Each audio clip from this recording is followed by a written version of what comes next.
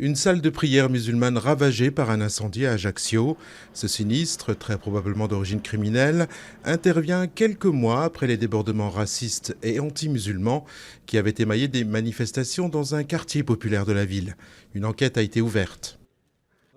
Bagdad, des milliers de manifestants en colère pénètrent dans la zone verte, une zone de haute sécurité au cœur de la capitale irakienne.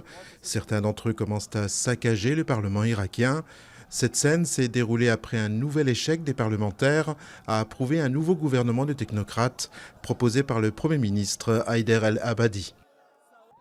Nouveaux raids aériens du régime sur la ville d'Alep.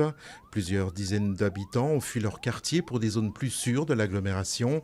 D'après l'Observatoire syrien des droits de l'homme, le bilan humain des bombardements et tirs de l'armée et des rebelles s'élève désormais à 246 morts parmi les civils depuis le 22 avril.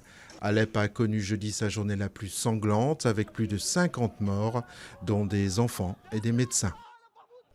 Un geste symbolique fort, 105 tonnes d'ivoire kényan en feu dans le parc national de Nairobi, soit la plus grande quantité d'or blanc jamais incinérée en une fois. L'opération s'est déroulée en présence du président kényan Uhuru Kenyatta et son homologue gabonais Ali Bongo Ondimba. Environ 5% du stock mondial d'ivoire partira ainsi en fumée durant cette crémation publique.